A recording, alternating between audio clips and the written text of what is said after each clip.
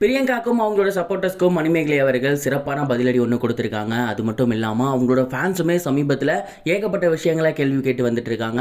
அதெல்லாம் என்ன அப்படிங்கிறதான் இந்த வீடியோவில் நம்ம பார்க்க போகிறோம். கடந்த வாரம் குக் வித் கோமாளி ஷோவில் பிரியங்காக்கும் மணிமேகலைக்கும் கிளாஷ் ஆகியிருந்துச்சு.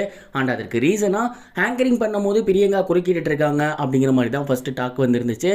மணிமேகலை அவர்கள் வீடியோ வெளியிட்டதுக்கப்புறம் பிரியங்காவுக்கு மிகப்பெரிய ஒரு நெகட்டிவிட்டி கிரியேட் ஆகியிருந்துச்சு.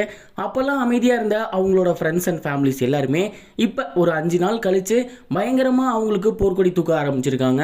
அதாவது பிரியங்கா மேலே தப்பே கிடையாது, பிரியங்கா அவர்கள் கரெக்டாக தான் இருந்தாங்க, ஒரு ஷோவில் யாராவது வெளியே போனால் அவங்கள பற்றி பேச அங்கே இருக்க எல்லாத்துக்குமே உரிமை இருக்குது, இத்தனைக்கும் நான் பேசட்டா அப்படின்னு கேட்டுட்டு தான் அவங்க பேசினாங்க, மணிமேகலைக்கு தான் ஜெலசி, மணிமேகலை பண்ணது தான் தப்பு அப்படின்னு ஏகப்பட்ட விஷயங்கள் ஷேர் பண்ணியிருந்தாங்க. சொல்லி வச்ச மாதிரி குரேஷி, சுனிதா, பூஜா அண்ட் இது மட்டும் இல்லாமல் அமீர், பாவனி அப்படின்னு பிரியங்காக்கு ஃபேவராக இருக்கக்கூடிய எல்லாருமே அந்த ஒரு கேள்வியை நேற்று பேசியிருந்தாங்க. மேலும் அவங்க எல்லாருமே ஒரே மாதிரி தான் பேசியிருந்தாங்க. குறிப்பாக குரேஷி அவர்களோட லைவ்லாம் பார்த்தீங்கன்னா கீழே ஏதோ பேப்பரை பார்த்து படிக்கிற மாதிரியே இருக்கும்.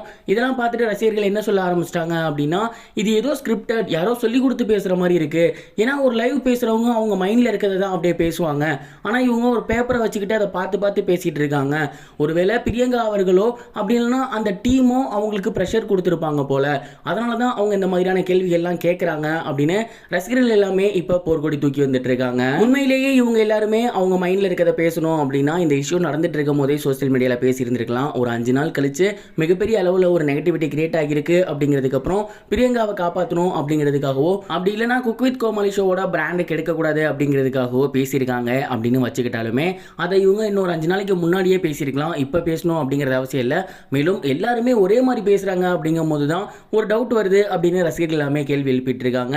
மேலும் இதில் சம்மந்தமே படாத பாவனி மற்றும் அமீர் இவங்களுமே அவங்களோட சோசியல் மீடியா பேஜில் ஒரு சில விஷயங்களை எடுத்து போட்டிருந்தாங்க.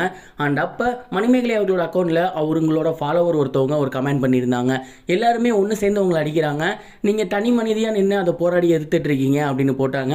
அதுக்கு மணிமேகலை அவர்கள் லைக் போட்டிருக்காங்க. மேலும் நான் எதுக்கும் யாரை பார்த்தும் பொறாமப்பட தேவையில்லை, நான் ஒரு ஸ்பெஷல் ஆங்கர் அண்ட் எனக்கு அவார்ட்லாம் கொடுத்துருக்காங்க அப்படிங்கிறத மென்ஷன் பண்ணியிருக்காங்க. சிறப்பான தரமான ரிப்ளை மணிமேகலை அவர்களும் பண்ணியிருக்காங்க. இப்போ வரைக்கும் இந்த வார் முடிஞ்ச மாதிரி தெரியலை, இது எங்கே போய் முடிய போகுது அப்படிங்கிறதும் தெரியலை. நீங்கள் இதை பற்றி என்ன நினைக்கிறீங்க? கமெண்ட் பாக்ஸில் ஷேர் பண்ணுங்கள். இது வரைக்கும் கனெக்டிங் டிவிக்கு சப்ஸ்கிரைப் பண்ணனா மறக்காமல் சப்ஸ்கிரைப் பண்ணிக்கங்க. உடனடி அப்டேட்ஸ் பெறுவதற்கு நோட்டிஃபிகேஷன் பெல்லையும் கிளிக் பண்ணிக்கங்க.